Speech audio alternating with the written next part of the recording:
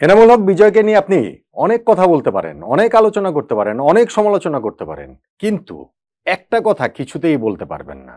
বিজয়ের প্রবল সমালোচকও তাকে এই অপবাদ দিতে পারবে না যে তিনি ধারাবাহিক নন।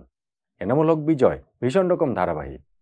শ্রীলঙ্কার বিপক্ষে এই টেস্ট সিরিজটাই দেখুন না, গলে প্রথম টেস্টের প্রথম ইনিংসে 10 বল খেলেছেন ঠিক, 0 রান করে আউট হয়েছেন। দ্বিতীয় টেস্টের প্রথম ইনিংসেও ওই ঠিক 10টা বলই তিনি খেললেন এবং সেই 0 রান করেই আউট হলেন। এখন গলের দ্বিতীয় ইনিংসে যেভাবে তিনি 20 বল খেলে 4 রান করেছেন, দেখা যাক দ্বিতীয় ইনিংসে ওই 20টা বল তিনি খেলতে পারেন কিনা, ওই 4টা রান তিনি করতে পারেন কিনা, তাহলে বিজয়ের ধারাবাহিকতার উপরে আরো বেশি করে আমরা সিলমোহরটা লাগিয়ে দিতে পারবো। এইরকম ধারাবাহিক ব্যাটসম্যান আমরা কবে কোথায় পেয়েছি? আমাদের টপ অর্ডারের কথা যদি বিবেচনা করেন, তাহলে আমাদের না ভাই, বিশ্ব ক্রিকেট ইতিহাসেই এই ঘটনা ঘটেনি যেটা বিজয় ঘটিয়ে চলেছেন। দেখুন, বিজয় এইখানটাতে যে তিনি কোনো রানের খাতা খুলতে পারেননি, 10টা বল যে তিনি ছিলেন তার মধ্যে তো 10 নম্বর বলে গিয়ে আউট হয়েছেন। আসিতো ফার্নান্দোর বলটাতে তিনি হচ্ছে একটা পাঞ্চ করতে চেয়েছিলেন, ব্যাটের ইনসাইড এজ হয়ে প্লেড অন হয়ে গেলেন, বোল্ড হয়ে গেলেন। তার আগে কিন্তু তিনি 2বার আউট হতে হতে বেঁচে গিয়েছেন। একবার হচ্ছে গিয়ে তো ওই যে আসিতা ফার্নান্দোর আগের ওভারটাতেই তার ক্যাচটা কি বলে চলো তার এজ নিয়ে গিয়েছিল, উইকেট কিপার ওইখানটাতে তার প্রথমে একটা রং স্টেপ নিয়ে ফেলেছিলেন বলেই ঝাঁপ দিতে দেরি হয়েছে, ফলে তার গ্লাভসে শুধুমাত্র লেগেছিল। তিনি যদি ওইটা চেষ্টা না করতেন হয়তো ফার্স্ট স্লিপের কাছে সহজেই বলটা চলে যেতে পারতো। ভেরি নেক্সট ডেলিভারিতে ওই যে সেকেন্ড স্লিপের একটু সামনে পড়েছিল বিজয়ের সেই এইজটা, কিন্তু ওই যে তিনি পণ করেছেন ধারাবাহিকতা ধরে রাখবেন। হ্যাঁ, বলতে পারেন যে প্রথম টেস্টে তো ভাই তিনি হচ্ছে উইকেট কিপারের হাতে ক্যাচ দিয়ে আউট হয়েছিল, সেইখানটাতে তো তিনি পারলেন না, তিনি তো বোল্ড হয়ে গেলেন, কিন্তু তাকেও আপনার ক্রেডিটটা দিতে হবে। কিপারের হাতে ক্যাচ দেওয়ার, উইকেটের পেছনে ক্যাচ দেওয়ার চেষ্টা তো তিনি করেছেন, সেটা না হয়নি। দ্বিতীয় ইনিংসে কি করেন সেটা আসলে দেখা যাক। এমনিতে আমাদের ব্যাটসম্যানদের কাছে টেস্ট ক্রিকেটের উইকেটের মূল্যটা, নিজের উইকেটের মূল্য যে আসলে কতটা আছে তা নিয়েও বড় প্রশ্নবোধক চিহ্ন আছে। উইকেটটাকে এত সস্তা তারা বানিয়ে ফেলেন। ধরেন আমি অন্যান্যদের কথাও যদি বলি, বিজয় তিনি 0 রানে লাইফ পেয়েছেন, 0 রানেই আউট হয়েছেন। মুশফিকুর রহিম আমাদের প্রিমিয়ার ব্যাটসম্যান, তিনি ধরেন আজকের এই যে এই টেস্ট ম্যাচটাতে 8 রানে লাইফ পেয়েছেন, 35 রানের বেশি তিনি করতে পারেননি। লিটন দাস তিনি 2 রানে লাইফ পেয়েছেন, তিনি এরপরেও আরো একটা লাইফ পেয়েছেন 33 রানে, কিন্তু তিনিও 34 রানের বেশি করতে পারেনি। ফলে এই যে লাইফ যে পেয়েছেন সেইটাকেও ওইখানটাতেও যে নিজের উইকেটের মূল্যটা বুঝবেন সেটা বুঝছেন না। কিন্তু বাকি দুইজনের সঙ্গে তো বিজয়কে আমি কম্পেয়ার করছি না, তবে বাকি দুইজনের অবস্থা দেখেন। প্রথম টেস্টটাতে শ্রীলঙ্কার বিপক্ষে এই দুইজনই কিন্তু ফ্যান্টাস্টিক নক খেলেছেন এবং নিজেদের একটা দুঃসময় থেকে তারা বেরিয়ে এসেছেন। তার আগে 13টা ইনিংসে মুশফিকের 50 ছিল না, তিনি ওইখানটাতে 149 মানে 163 রানের আর 49 রানের 2টা ইনিংস খেলেছেন। লিটন দাসের আগে 10 ইনিংসে 50 ছিল না, তিনিও ওইখানটাতে 90 রানের একটা ইনিংস খেলেছেন। বিজয়ের অবসর আগে পরের হিসাব নেই, মোটামুটি তার পুরো টেস্ট ক্যারিয়ারটাতেই কোনো 50 নাই, এবং এইবারও যে তিনি যে খেলছেন আমার মনে হয় তিনি জাস্ট আর ওই একটা ইনিংস দূরে রয়েছেন টেস্ট ক্যারিয়ারটাতে একেবারে ফুল স্টপ দিয়ে দেওয়ার জায়গাটা থেকে। তিনি ডোমেস্টিকে যতই রান করুন না কেন, লাস্ট আমরা তো যে ঢাকা প্রিমিয়ার লিগের কথাটা বলি, আমাদের এই লঙ্গার ভার্সন ক্রিকেটে এনসিএলেও কিন্তু লাস্ট আসরটাতে বিজয় 700 রান করেছিলেন। আর তিনি যদি শ্রীলঙ্কার এই সেকেন্ড ইনিংসটাতেও ব্যর্থ হন, তাহলে নেক্সট এনসিএলে তিনি 1400 রান করলো আমার মনে হয় না ন্যাশনাল টিমে আর ডাকা হবে। বন্যেরা বনে সুন্দর বিজয় ঘরোয়া ক্রিকেটে ওইটা আরো বেশি করে এস্টাবলিশ হয়ে যাবে। তার টেস্ট ক্যারিয়ার বাঁচানোর জন্য আর একটা ইনিংসই রয়েছে, এই কলম্বো টেস্টের সেকেন্ড ইনিংসটা। দেখেন, আমি যেটা বলছিলাম বিজয় যেটা করছেন সেইটা আসলে ক্রিকেট ইতিহাসেই কেউ করতে পারেননি।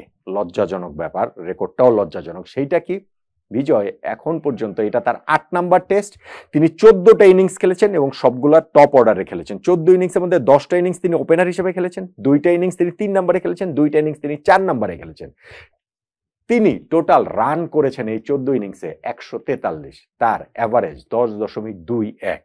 টেস্ট ক্রিকেটের এই 150 বছরের ইতিহাসে টপ অর্ডারে খেলা কোনো ব্যাটসম্যান, 1, 2, 3, 4 নম্বরে খেলা কোনো ব্যাটসম্যান, কোনো দেশের কোনো ব্যাটসম্যানের প্রথম 14টা ইনিংসের পরে এত কম রান করেননি বিজয়ের মতো। প্রথম 14টা ইনিংসের পরে এত কম গড় ছিল না বিজয়ের মতো। সো বুঝতেই পারছেন যে টেস্ট ফরম্যাটটাতে বিজয়ের অবস্থাটা কি। আপনি যদি চিন্তা করে দেখেন সেটা তার পুরো ক্যারিয়ার জুড়ে, তার career span, test career span কিন্তু 12 বছরের। 2013 সালে তার ডেবু হয়েছে এই যে গলে শ্রীলঙ্কাতেই, যেই টেস্টটাতে আমাদের মুশফিকুর রহিম ডাবল সেঞ্চুরি করেছিলেন, আশরাফুল করেছিলেন হচ্ছে কি 190, নাসির সেঞ্চুরি করেছিলেন। সেই টেস্টে ডেবুতে বিজয় 2 ইনিংসে আউট হয়েছেন 13 রান আর 1 রান করে। ওই সময়টাতে তিনি 4টা টেস্ট খেলেছিলেন, এরপর দৃশ্যপট থেকে একেবারেই বাইরে চলে যান। 2022 সালে ওয়েস্ট ইন্ডিজে গিয়ে তাকে আবার ওইখানটাতে তিনি ডাক পান, 2 ইনিংসে করেছেন 23 আর 4। এরপরে আবারও বাইরে চলে যান, এসেছেন জিম্বাবুয়ের সঙ্গে লাস্ট টেস্টটাতে তিনি 39 করেছেন, তারপরে শ্রীলঙ্কার সঙ্গে এই টেস্ট সিরিজে তো বললামই 0-4-0। সো একজন ব্যাটসম্যানের এইরকম যখন অবস্থাটা হয়, যে একজন ব্যাটসম্যানের যখন এইরকম স্ট্রাগল করতে থাকেন, তখন তাকে আসলে আর কতগুলো সুযোগ দেয়া হবে। দেখুন বিজয় 3টে ইনিংসে রান করেনি, আমি যদি শ্রীলঙ্কা ট্যুরটা ধরি, কিন্তু এর চেয়েও সত্যি সত্যি আমার কাছে মনে হয় এর চেয়েও বড় দৃষ্টিকটু হয়ে যেটা ধরা পড়েছে সেটা হচ্ছে তার স্ট্রাগলটা। ওই যে প্রথম টেস্টে 2টে ইনিংসে তিনি 10 বল আর 20 বল খেলেছেন, এবং এই টেস্টের এই ইনিংসটাতে তিনি 10 বল খেলেন। টোটাল যে 40টা বল খেলেছেন না, এই 40টা বলের মধ্যে বিজয়কে অন্ততপক্ষে 30টা বল অস্বস্তি নিয়ে খেলতে হয়েছে। তাকে মনে হয়নি যে তিনি আসলে এই ইন্টারন্যাশনাল ক্রিকেট, টেস্ট ক্রিকেট এইটার সঙ্গে তিনি কোনোভাবে যান। মানে মনে হচ্ছিল যেন একটা পুকুরের মাছকে নিয়ে সমুদ্রে ফেলে দেওয়া হয়েছে। পুকুরের মাছকে না, আসলে বিজয়কে মনে হচ্ছে ওই যে জারের মাছকে নিয়ে সমুদ্রে ফেলে দেওয়া হয়েছে। এইরকম ভাবেই তিনি খাবি খাচ্ছেন, এরকম ভাবেই তিনি আসলে স্ট্রাগল করছেন। ফলে ডোমেস্টিকের, হ্যাঁ ডোমেস্টিক ক্রিকেটের সঙ্গে ইন্টারন্যাশনাল ক্রিকেটের পার্থক্য রয়েছে, প্রত্যেকটা দেশেরই ডোমেস্টিকের সঙ্গে ইন্টারন্যাশনাল পার্থক্য রয়েছে, কিন্তু আমাদের ডোমেস্টিকের সঙ্গে ইন্টারন্যাশনাল পার্থক্যটা অনেক।